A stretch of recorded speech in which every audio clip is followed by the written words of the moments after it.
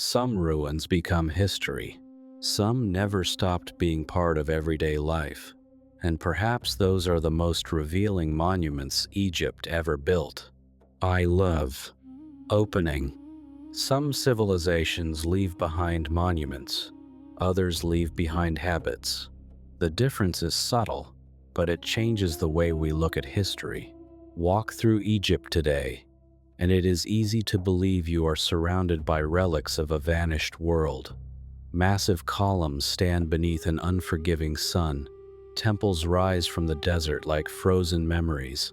Stone seems to belong more naturally to eternity than to human hands. Yet not every ancient structure became a ruin.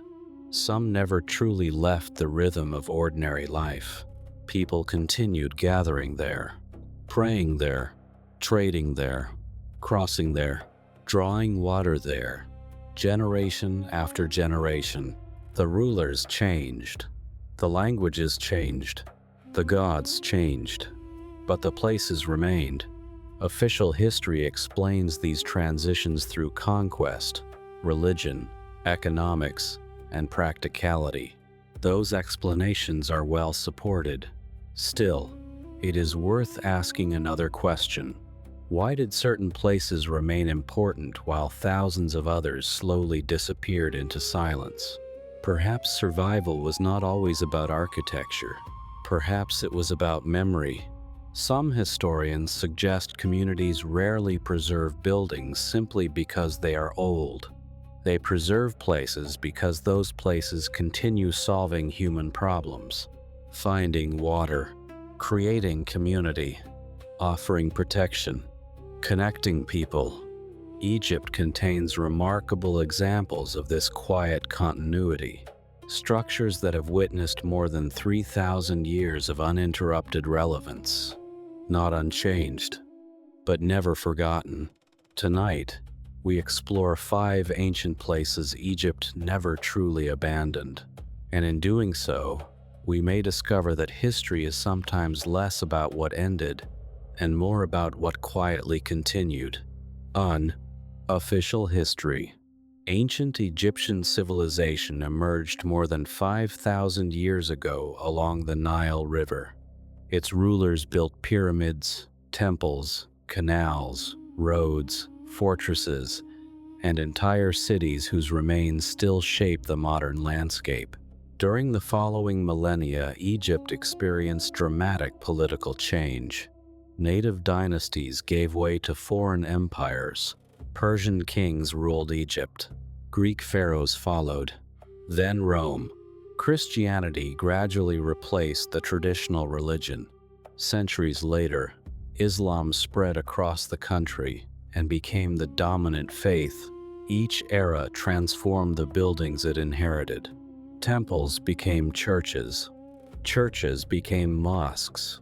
Ancient quarries supplied stone for medieval cities. Old roads guided new caravans. Archaeologists describe this as adaptive reuse. The explanation is practical. Building entirely new infrastructure requires enormous resources. Reusing existing foundations often made more sense. The historical evidence strongly supports this view, but the record shows something else as well. Some locations remained continuously meaningful for thousands of years. The buildings evolved. Their purpose shifted, yet people kept returning. That continuity reveals something beyond architecture. It reveals how landscapes can shape civilizations long after empires disappear. The first example begins on an island where sacred journeys never truly ended. In 1. Philae, the island that never lost its pilgrims. The Temple of Isis at Philae was one of the last centers of traditional Egyptian religion.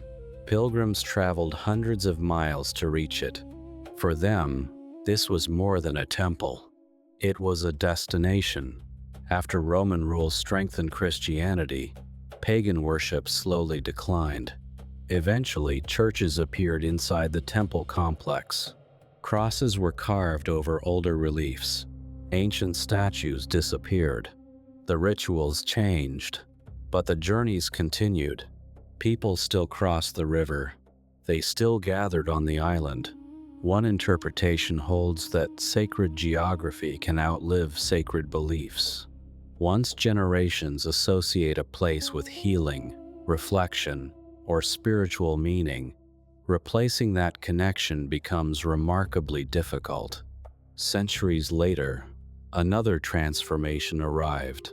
Modern engineering threatened to drown the island beneath the waters created by the Aswan High Dam. Rather than abandon it, an international effort dismantled every major structure and rebuilt it on higher ground nearby. Stone by stone, thousands of carefully numbered blocks. Today, visitors continue making the same journey across the water. Few arrive to worship Isis. Few realize medieval Christians once prayed inside the same halls. Yet the movement itself survives. Across nearly 2,000 years, the destination never completely disappeared. Perhaps places do not remain sacred because religions survive. Perhaps religions often choose places that already feel sacred. And that same quiet continuity appears again not on an island, but beside water that has flowed through Egypt since before written history. 1. 2. The Nilometer, measuring the river that measured life. Long before satellites or weather forecasts, Egypt depended entirely upon one question: how high would the Nile rise this year? The answer determined harvests, taxes, trade, sometimes even survival. To solve that uncertainty, ancient engineers created structures known as nilometers. Stone wells connected directly to the river. Inside them stood carefully marked columns that measured the annual flood. Officials recorded the water level with remarkable precision. The measurements influenced taxation because stronger floods generally meant richer harvests. The Nilometer on Rhoda Island in Cairo remains one of the best preserved examples. Although modern technology replaced its practical role, the structure itself was never simply abandoned. Islamic rulers restored it. Engineers maintained it. Scholars continued studying it. One interpretation holds that the Nilometer survived because it represented something larger than measurement. It symbolized predictability. A civilization built around uncertainty found reassurance in observation. Even after scientific methods advanced, the building remained a reminder of how knowledge itself once protected society. The record shows careful restoration across multiple historical periods. What it doesn't fully explain is why each generation continued preserving a measuring instrument that no longer determined agriculture. Perhaps because it measured more than water. Perhaps it measured humanity's desire to understand nature before nature decided everything. And nowhere is humanity's relationship with nature more visible than along the roads that have quietly guided travelers for thousands of years. Yes.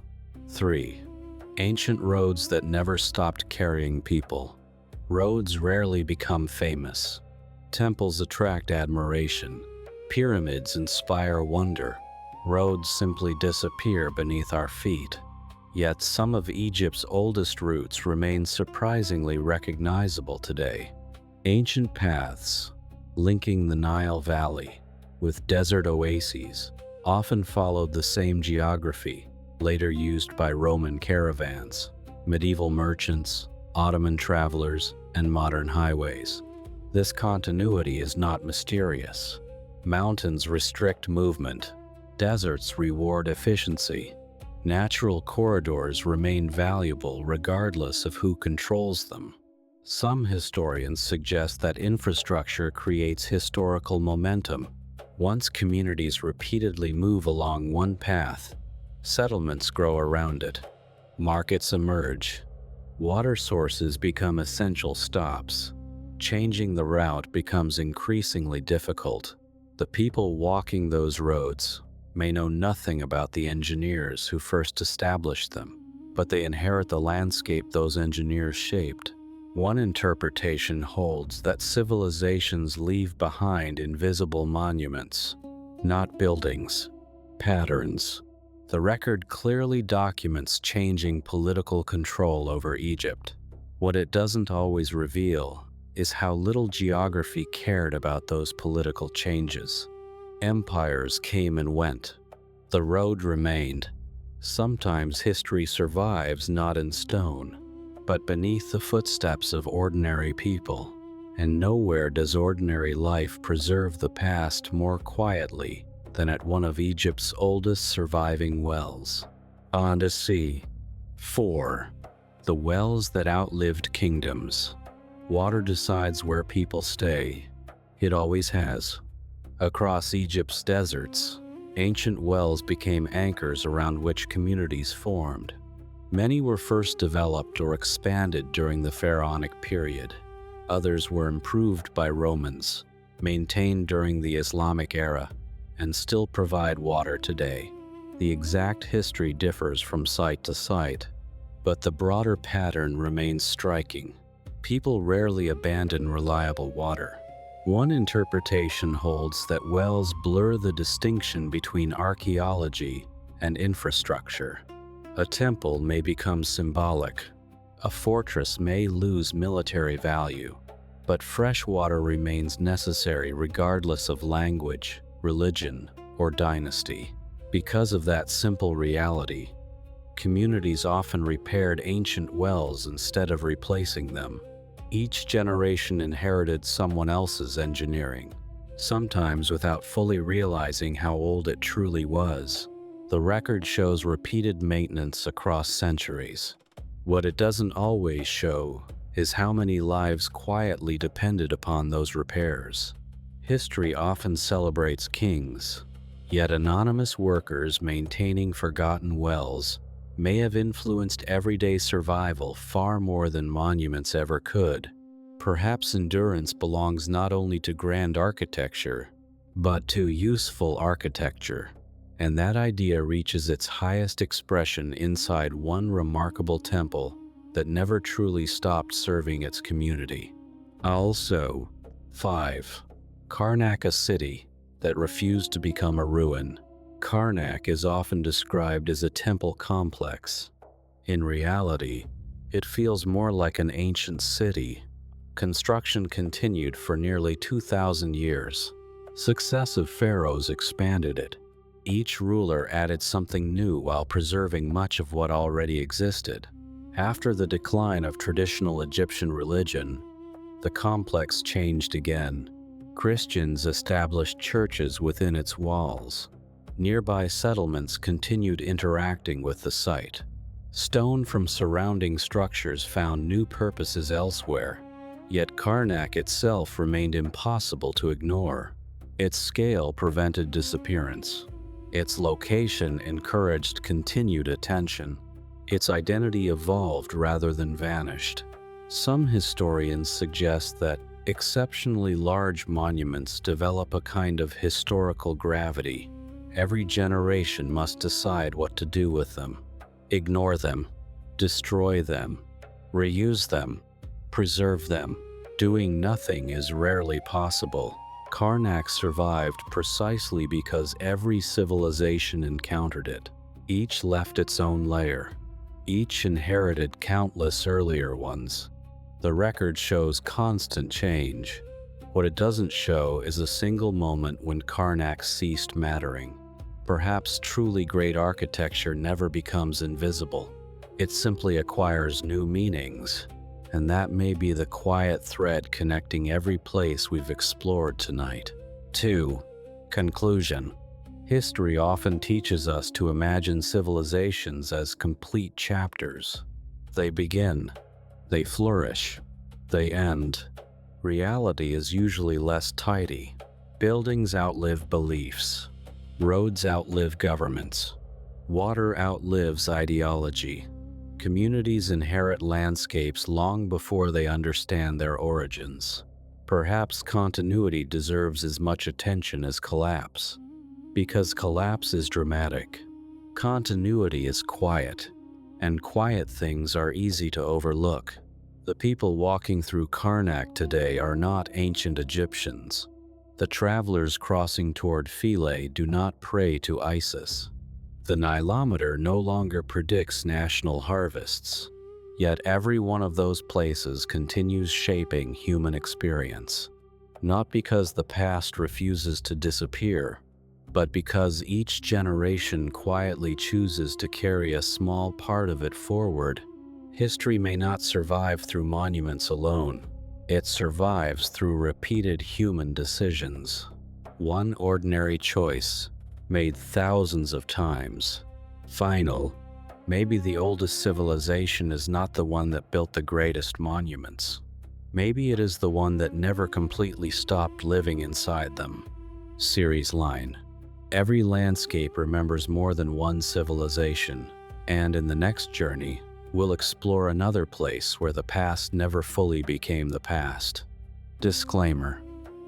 This video explores history and disputed theories for educational purposes.